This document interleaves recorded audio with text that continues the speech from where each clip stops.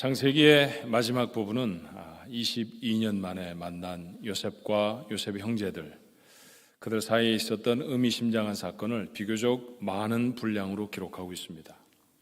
성경이 자세하게 또 많은 분량으로 기록했다고 하면 그만큼 그곳에 중요한 의미가 있다라고 하는 사실이지요. 그런데 읽다 보면 자세히 읽지 않으면 또 그 의미들을 밝혀서 생각하지 않으면 지나치기가 쉬운 그런 말씀이기도 합니다. 자, 어떤 얘기들 여러분 지금까지 나누셨나요? 세 가지 이야기를 제가 시리즈로 지금 첫째 주, 둘째 주, 그리고 오늘 세 번째 주 마지막으로 말씀하게 되는데, 자, 그 이야기들 한번 마음에 다시 기억해 볼까요? 요셉은 애굽의 총리가 되었습니다. 그리고 형들은 곡식을 사러 애굽에 도착했죠.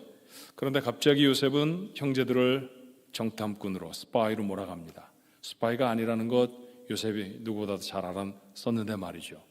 남을 일부러 억울하게 하는 사람 좋은 사람입니까? 나쁜 사람입니까? 그렇게 이 사건으로 표면적으로만 보면 요셉이 지금 나쁜 일을 하는 것 같아요. 더 힘들게 하고 괴롭히고 고생스럽게 하고요. 근데 그런 것만 의미가 있는 것은 아니었습니다. 사실은 요셉은 형제들을 괴롭히고 싶은 마음이 조금도 없었죠. 도리어 그는 하나님을 대신해서 형제들에게 무엇인가 중요한 사실을 이룹니다. 자, 정탐꾼이 아닌데 정탐꾼으로 몰려갔다고 하면 억울했을 거예요. 감옥에 갇혀서 억울한 몇 시간을 지나다 보니까 생각합니다. 22년 전에 우리 동생도 억울했겠구나. 형들의 손에서 팔려가는 아이는 얼마나 억울했을까. 그 아이가 굴 속에 갇혀서 형 살려주세요, 물이라도 한 컵 주세요라고 말했을 때 그 아이도 많이 억울했겠구나.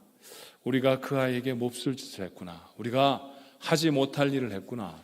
그들은 비로소 스스로들이 죄인이라고 하는 사실을 고백하게 되지요. 자신에 대해 이처럼 정직한 반성을 하기 위해 요셉은 형제들에게 이런 의미심장한 사건으로 진행하게 했습니다. 자, 곡식을 사서 돌아가는 형제들의 짐에 요셉은 자기가 곡식 값으로 받았던 돈을 도로 다 넣어서 보냈죠. 형제들에게 재물을 좀 보태준다고 하는 의미보다 더 깊은 의미가 있었습니다.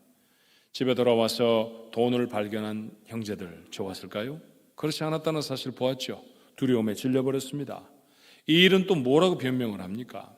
멀쩡히 곡식을 사러 갔던 자신들이 정탐꾼으로 몰려서 누명을 쓰고 감옥에 갇혀 있었고, 그것도 겨우 운이 좋아서 시몬 하나 남겨두고 지금 돌아왔는데 돈을 그대로 다 자신의 곡식 자루에 담아서 왔다고 하면 이건 도대체 뭐라고 변명을 해야 합니까? 곡식값을 냈다고 해야 합니까? 아니면 다른 돈이라고 말해야 합니까? 별의별 생각이 다 들었을 것입니다. 돈이라면 동생도 팔아먹을 수 있을 만큼 돈을 좋아했던 사람들이 돈에 질려버리는 시간 되지 않았을까요? 인생의 전환점이 되었을 것입니다. 하나님의 사람으로 부름을 받고, 다시 말하면 구원을 받고 나서 죄에서 돌아서는 것 정말로 중요한 일이죠. 세상의 욕망을 자신의 삶에서 거두어 덜어내는 것 필요한 일입니다. 반드시 있어야 할 일입니다. 그런데 이 두 가지면 충분할까요? 비웠으면 무엇인가를 다시 넣기 위해 비우는 것 아닙니까? 여러분, 어떤 그릇을 깨끗이 닦아서 놓았다고 하면 후에 다른 무엇인가를 그 그릇에 넣기 위해서 깨끗이 닦는 거죠.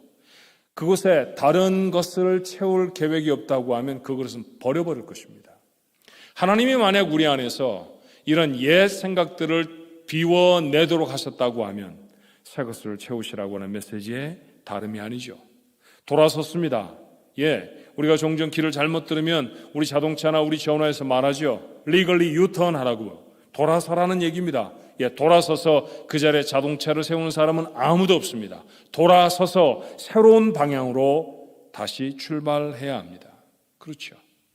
새로운 삶으로 출발해야 하는 것이 돌아선 이후에 반드시 따라야 할 일입니다.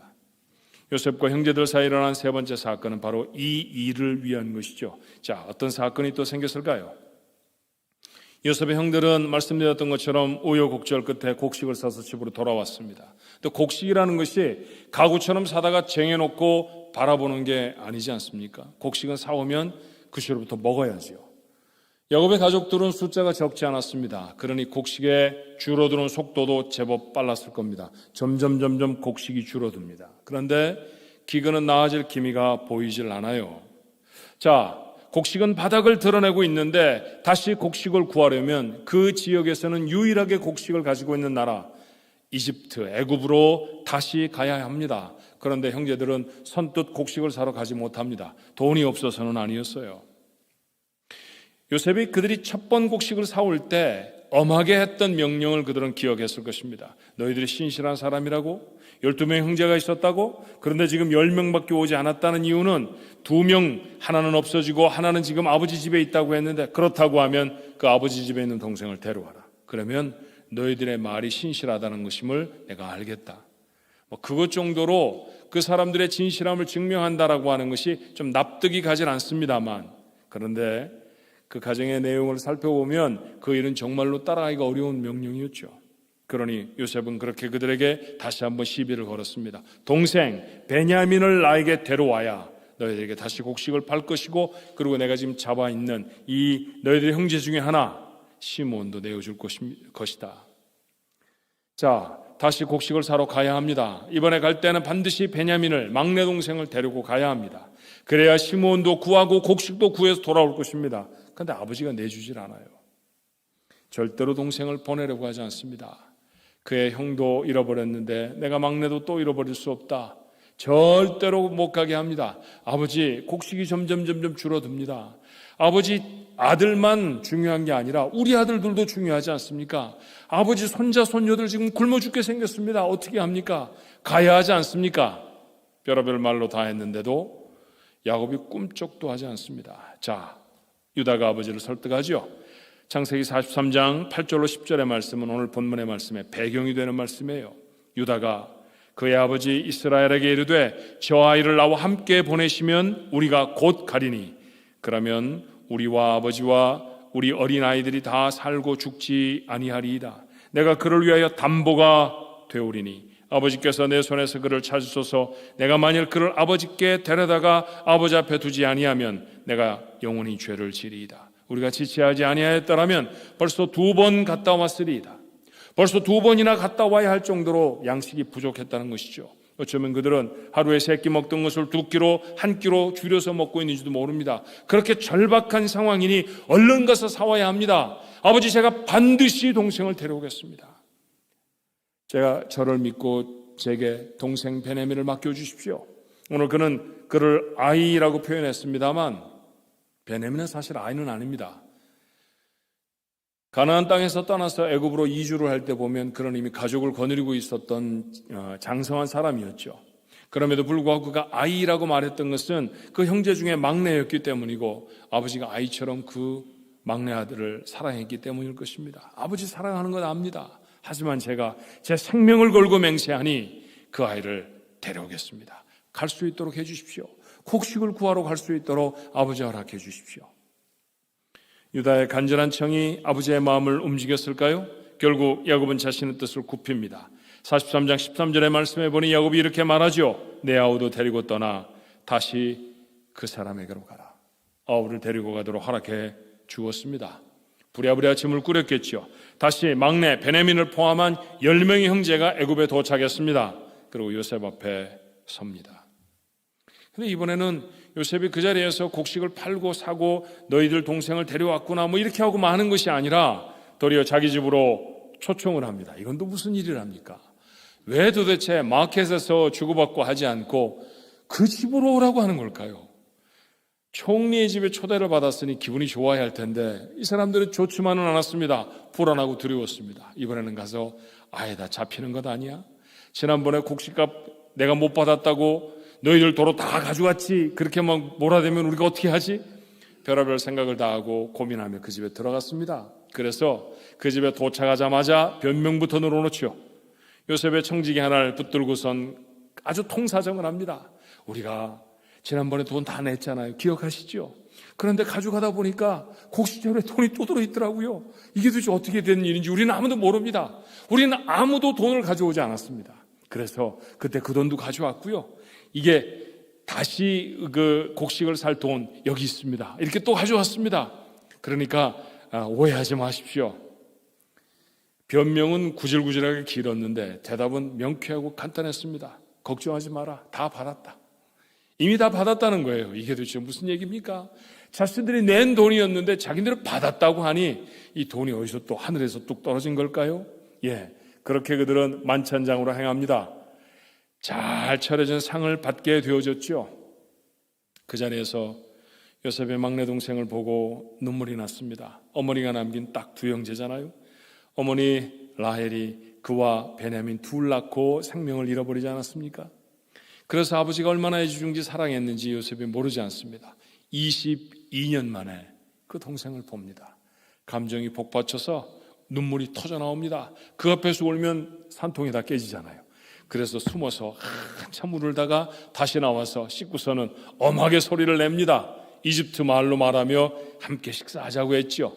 각각 나누면서 먹습니다. 자기는 이방인이고 이 사람들은 유대인이니까 따로 떨어져 먹어야 합니다. 그렇게 상도 따로 차렸습니다. 그런데 동생 상에는 가득 차려주었습니다.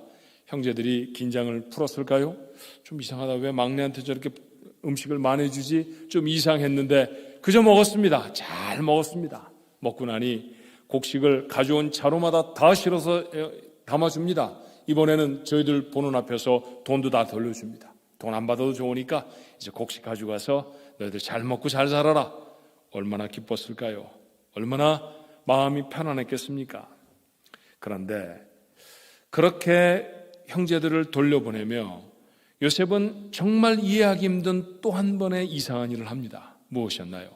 청지 중에 하나를 불러서 명하죠. 저 베냐민, 이번에 서러운 저 친구, 저 막내 저 친구의 곡식단에다가, 곡식 자루에다가 내가 사용하는 은잔, 은으로 만든 컵을 몰래 넣어놓아라. 그리고 돌려보내라. 그리고 얼마쯤 간다 하면은 너희들이 쫓아가서 왜 은잔을 훔쳐갔느냐고 그들에게 추궁을 해라. 기분 좋게 출발한 형제들의 행진은 얼마 가지를 못했습니다. 득달같이 요셉의 종들이 들이닥쳤죠. 그리고선 뭐라 됩니다. 아니, 그렇게 밥을 잘 차려줬는데, 그렇게 곡식도 넉넉히 실어줬는데 도대체 뭐가 부족해서 우리 주인의 은잔을 도둑질을 했느냐고 뭐라 됩니다. 아니, 우리가 누가 도둑질을 했습니까? 어쩌면 그들은 다시 이집트에 올 때 형제들끼리 신신당부를 했는지 모릅니다. 그 성격 까다로운 사람이야, 까칠한 사람이라고 지난번에 말 한번 삐끗 잘못했다가 우리 모두 다 스파이로 몰렸었잖아. 그러니까 말을 아주 주의해서 해야 돼. 말할 사람을 아주 정하자. 그리고 어쩌면 정했을지도 몰라요. 행동도 아주 조심해야 한다. 뭐 하나 눈여겨보지도 말고 건들지도 마. 큰일 나. 별의별 주의를 다 주고 와서 곡식을 사가는데 도대체 어떤 형제가 도둑질을 했단 말입니까? 그랬을 리가 없습니다. 자신이 만만했던 형제들이 말을 하죠. 우리는 그런 일 안 합니다. 당신들에게 우리가 곡식값도 다 가지고 왔는데 우리가 무슨 욕심이 있어서 은잔을 훔치겠습니까? 만약에 누군가에게서 발견이 되면 아예 그 사람은 죽이십시오. 죽어 마땅한 사람입니다. 그리고 우리들 모두가 다 종이 될 것입니다. 종이 말합니다. 너희들 이렇게 자신 있으면 그렇게 하자. 종도 자신만만하잖아요. 자기가 숨겨놓았는데 그 은잔 찾아내는 게 뭘 그리 어렵겠습니까? 그래, 그럼 그렇게 하는데 뭐 죽을 것까지는 없고 너희들이 다 종 될 것도 우리 집에 종이 많으니까 뭐 필요가 없어. 다 돌아가고 그 은잔을 훔친 사람만 종으로 삼을 거야. 그러고선 곡식을 다 쏟아봅니다. 안 나와요.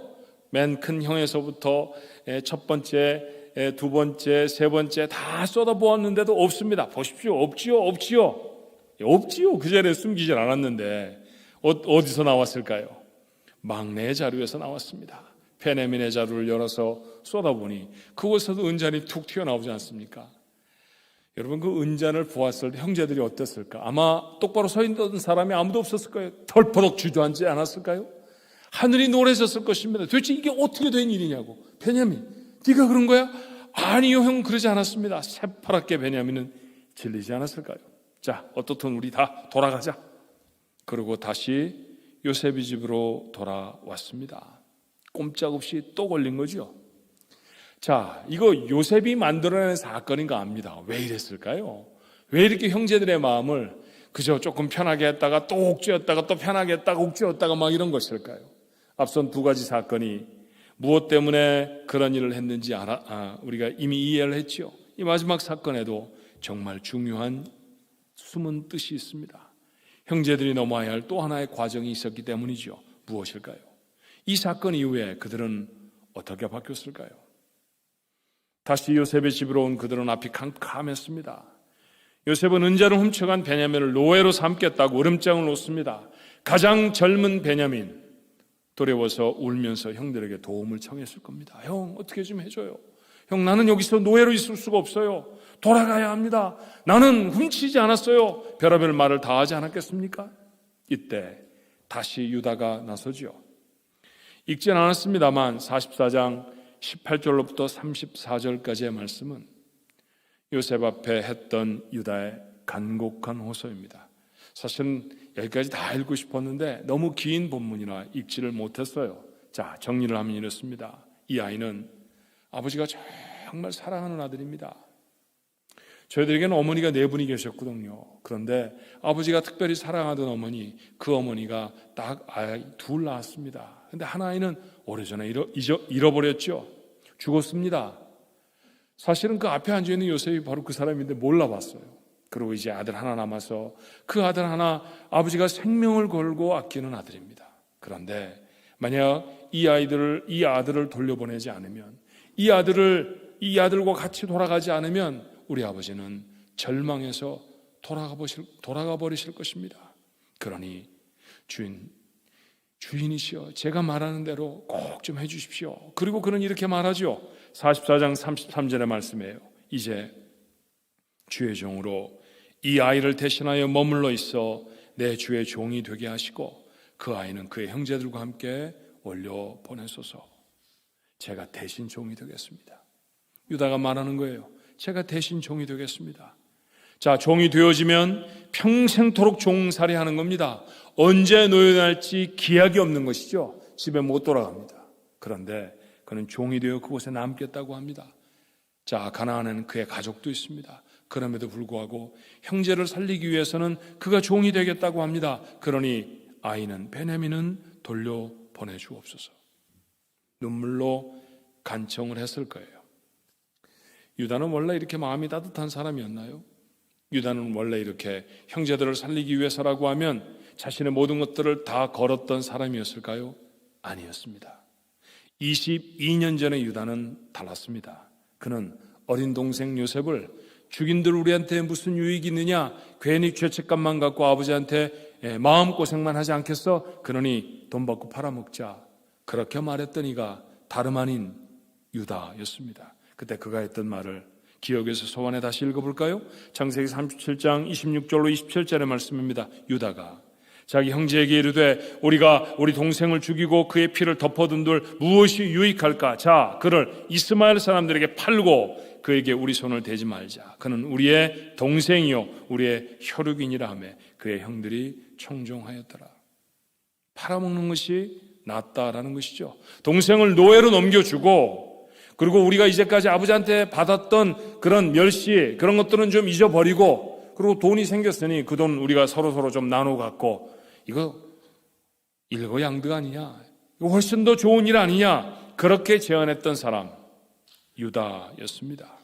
그런데 22년 후에 그의 입술에서 전혀 다른 말들이 튀어나오죠. 지금은 또 다른 동생이 노예가 되어야 할 위기에 자신이 대신 노예가 되겠다고 간청을 합니다. 달라졌어요.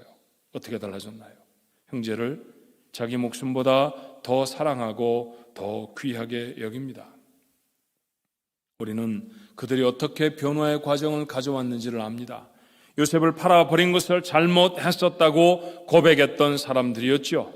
그런데 그것으로는 부족했다는 것이죠. 이제 형제를 위해 목숨을 걸고 사랑을 해야 합니다. 이것이 하나님이 원하시는 변화의 마지막 단계였습니다. 여기까지 가야 합니다. 그래야 진짜 사람입니다. 진짜 하나님의 사람입니다. 신약성경에는 이런 놀라운 변화를 가졌던 범상치 않은 또 한 명의 인물을 만날 수 있습니다. 삭개오라고 하는 사람이죠. 그런 무역이 성하던 여리고성의 세무서장이었습니다. 무역이 활발하던 도시의 세무서의 책임자라고 하면 대단한 권세를 가진 사람입니다. 부유한 사람이었죠. 돈 많이 모았습니다. 세무서장이라는 직책이 그에게 재물을 모아주기도 했겠지만 당시의 세리들은 정한 세금보다 더 뜯어내는 것이 관례였습니다. 그래서 더 뜯어내는 것은 로마 정부의 무기나에 자기들이 갖게 되어지죠. 그래서 많은 부를 모았습니다.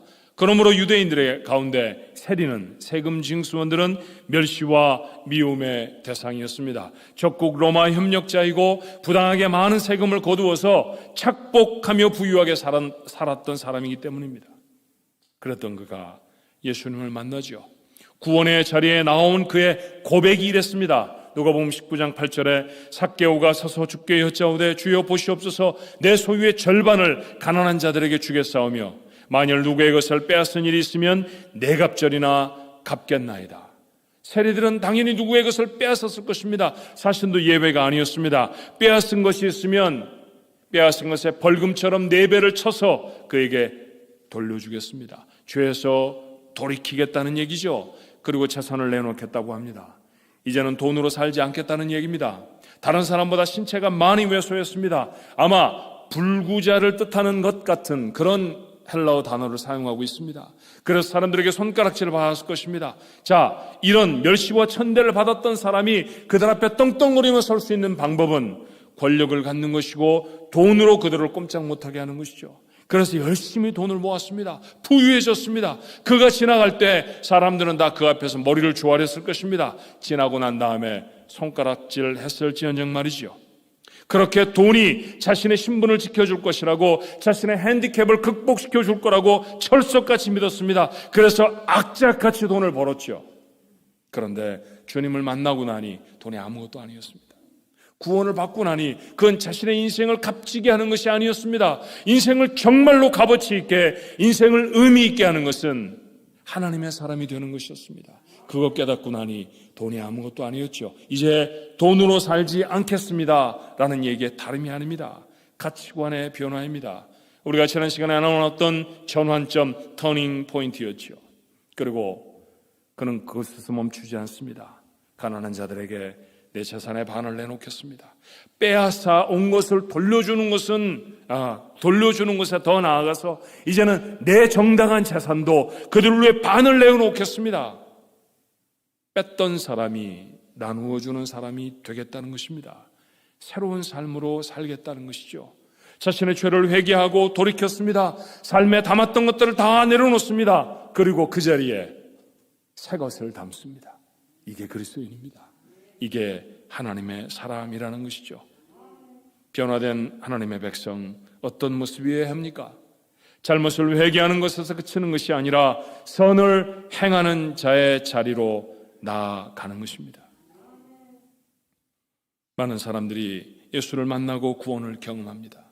그렇지만 그들 중에 어떤 사람은 아직도 자신이 죄인이라는 사실을 절실하게 고백하지 않습니다. 내가 이 정도면 됐지 뭐. 다른 사람도 다 나보다 못하게 사는데 내가 이 정도로 착하게 살면 괜찮지 않아? 그런 자기 의의를 가지고 삽니다. 여전히 자기 의의가 있고 여전히 자기가 다른 사람보다 나은 것만 같습니다.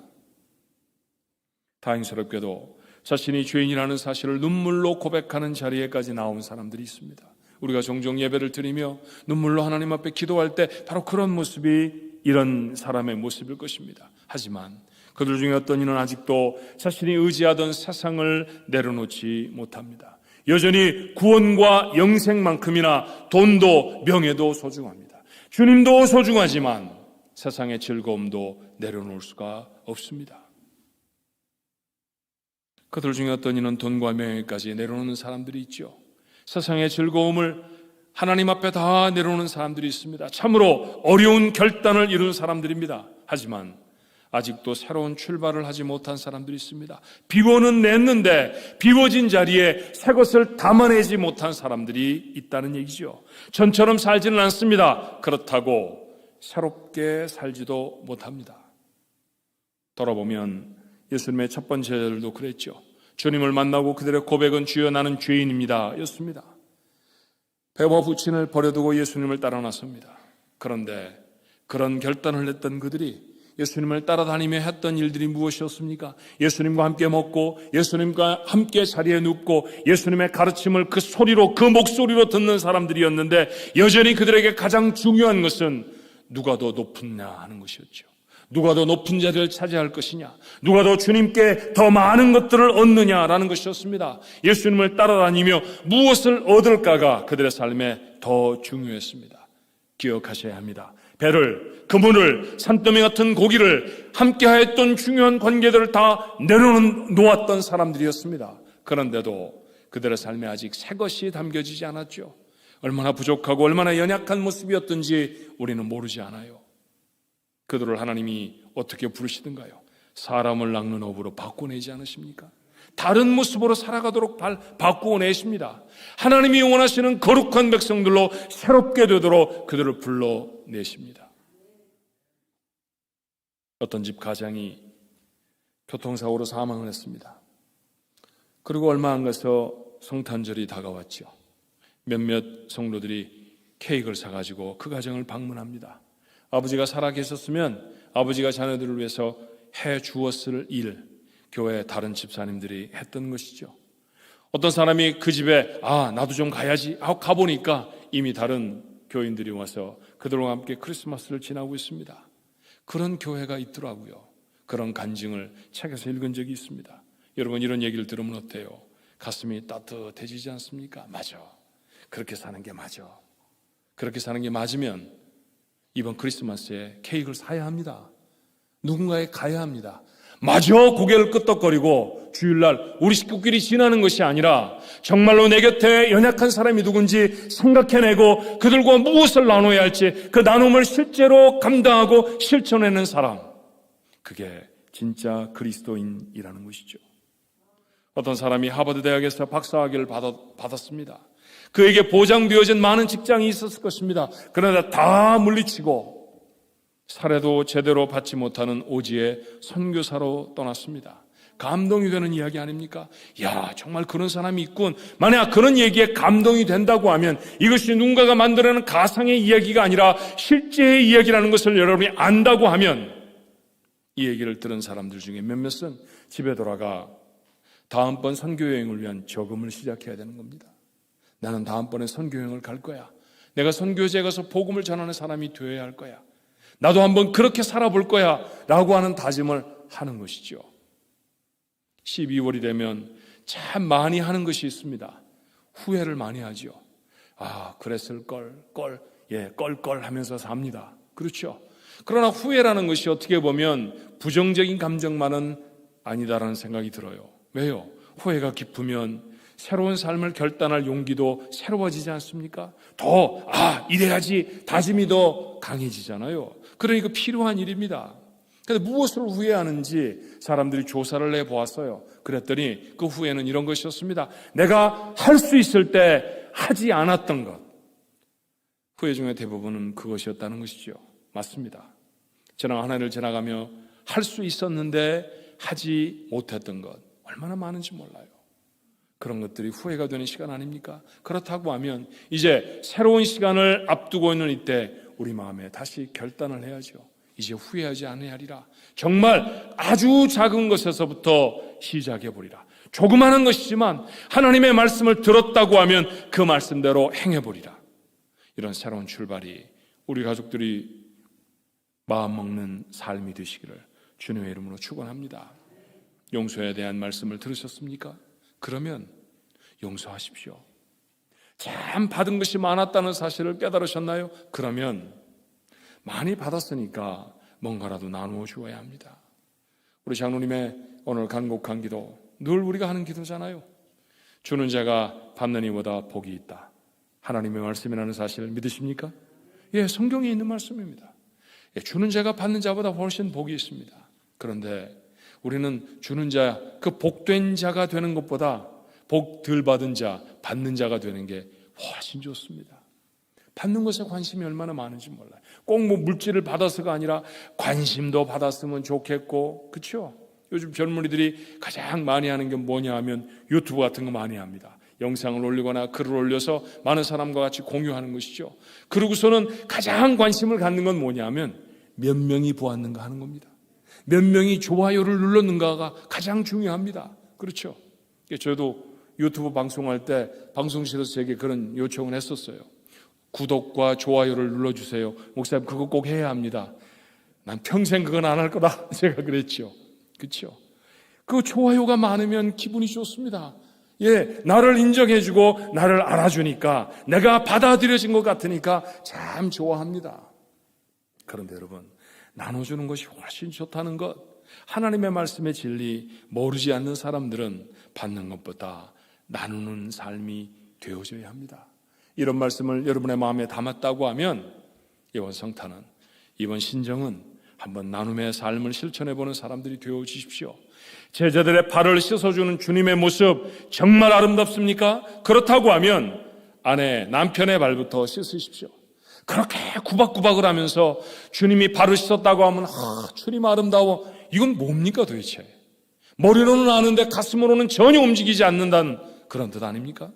예, 그래서 세상에서 가장 먼 거리는 머리와 가슴까지의 거리라는 말이 있습니다. 머리로는 압니다. 하나님 말씀 압니다. 긍정이 되기도 합니다. 그런데 그 말씀에 심장이 뛰지는 않습니다.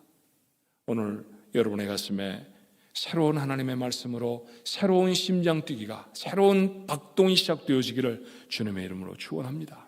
우리는 너무 오래 말씀을 듣기만 하지 않았나요? 늘 고개를 끄덕이며 동의만 하는 사람들이 되어져 있지 않습니까?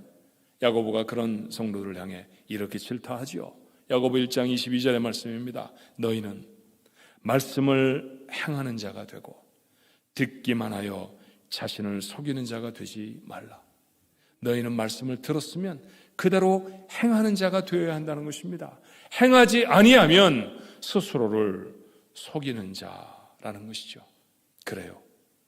이제 우리의 삶에 하나님의 말씀에 새로운 담김이 있었으면 좋겠습니다. 새로운 삶으로의 출발이 여러분의 2023년을 시작하는 그 시작의 시간에 결단이 되기를 주님의 이름으로 축원합니다. 1년에도 몇 번씩 제 마음에 담고 다시 저를 다잡아가는 그런 말이 있습니다. 시선이 땅을 향하고 있으면 날개가 있어도 날아오르지 못한다라는 말이죠. 시선이 땅을 향해 있으면 아무리 큰 날개를 가지고 있어도 하늘을 날 수 없습니다. 길은 바라보는 쪽으로 열립니다. 바울은 갇혀 있습니다. 갇혀서 그를 가둬놓는 감옥을 바라보고 그의 손발을 묶고 있는 수갑과 착고를 바라보지 않았습니다. 그럼 무엇을 바라보았을까요? 감옥 밖에 있는 성도들에게 그는 이렇게 편지하지요.